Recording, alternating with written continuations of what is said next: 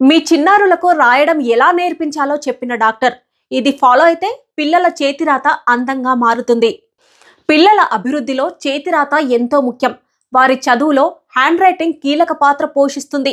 కొందరు పిల్లలు ప్రారంభం నుంచే బాగా రాస్తారు, మరికొందరు మాత్రం తడబడుతుంటారు. ఇంకొందరు పిల్లలు రాయడానికే భయపడతారు. దీంతో తల్లిదండ్రులకు ఏం చెయ్యాలో పాలుపోదు. అయితే అలాంటి తల్లిదండ్రులకు టెన్షన్ లేని చిట్కాల్ని డాక్టర్ చెప్పాడు. ఇవి పాటిస్తే పిల్లల చేతిరాత అందంగా మారుతుందని డాక్టర్ అర్పిత్ చెప్తున్నారు. బాల్యంలో రాయడం నేర్చుకోవడం ప్రతి బిడ్డకు కొత్త ప్రారంభమనే చెప్పుకోవచ్చు. పిల్లలకు రాయడం నేర్పించడం తల్లిదండ్రులకు సవాల్తో కూడుకున్న పని.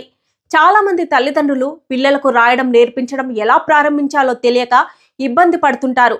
మీరు కూడా ఇలా ఇబ్బంది పడుతుంటే ఎలాంటి టెన్షన్ అవసరం లేదు. పిల్లల డాక్టర్ అర్పిత్ గుప్తా ఇటీవల తన ఇన్స్టాగ్రామ్ హ్యాండిల్లో ఒక పోస్ట్ను పంచుకున్నారు. ఈ పోస్టులో పిల్లలకు రాయడం ఎలా నేర్పించాలో డాక్టర్ ఓ ట్రిక్ చెప్పారు.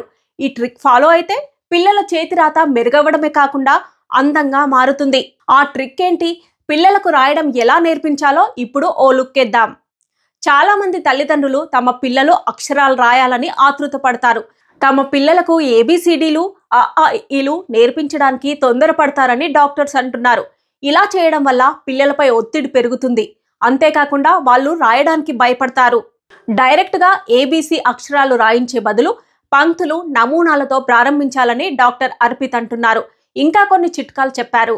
పిల్లల వేళ్ల పట్టు, చేతి కదలిక కంటే చేతి మధ్య సమన్వయం బలంగా ఉన్నప్పుడు మాత్రమే వారి చేతిరాత బాగా అభివృద్ధి చెందుతుందని డాక్టర్ అర్పిత్ అంటున్నారు.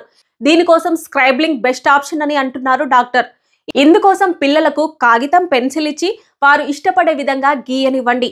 పిచ్చి గీతలు, వంకర టింకర్ గీతలు గీయనివ్వండి. ఇది వారి మొదటి అభ్యాసంగా మారుతుంది. ఇక రెండో స్టెప్లో పిల్లల్ని 3 రకాల పంక్తులను అభ్యసించనివ్వండి. అవే standing line, sleeping line, slanting lines. వీటితో పిల్లలకు రాయడం నేర్పించాలని డాక్టర్ అర్పిత్ గుప్తా అంటున్నారు. వీటి ద్వారా పిల్లలు క్రమంగా తమ చేతుల దిశ, ఒత్తిడిని అర్థం చేసుకోవడం నేర్చుకుంటారు. ఇవి నేర్చుకున్న తర్వాత సర్కిల్స్, జిగ్జాగ్లు, చిన్న ఆకారాలు, నమూనాలు రాయించడం అలవాటు చేయాలి. ఇలా చేయడం వల్ల పిల్లల వేళ్ళు స్ట్రాంగ్ అవుతాయని డాక్టర్స్ అంటున్నారు. దీంతో పెన్సిల్ పట్టుకోవడంలో వాళ్ళకి విశ్వాసాన్ని ఇస్తాయని చెబుతున్నారు. రాయడం అనేది ఒక ప్రక్రియ మాత్రమే, అది శైలి కాదని డాక్టర్ అర్పిత్ అంటున్నారు. అందుకే పిల్లలకు అక్షరాలను నేర్పించే ముందు వారు దానిని అన్వేషించి ఆనందించనివ్వండి. పిల్లలు భయం లేకుండా కాగితంపై రాయడం మొదలుపెట్టినప్పుడు వారు నేర్చుకోవడంలో ఆసక్తి చూపుతారు. ఈ స్టెప్స్ ఫాలో అవ్వడం ద్వారా పిల్లలు చూడచక్కగా రాయడం మొదలు పెడతారని డాక్టర్ అర్పిత్ అంటున్నారు.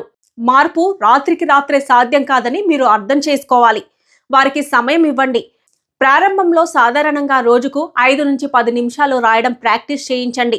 క్రమంగా సమయాన్ని పెంచండి. పిల్లలు ఏది రాసినా వారిని ప్రశంసించండి. వావ్, బాగా రాసావని మెచ్చుకోండి. కొన్ని అధ్యయనాలు సంబంధిత నిపుణుల ప్రకారం ఈ వివరాలు అందించడం జరిగింది.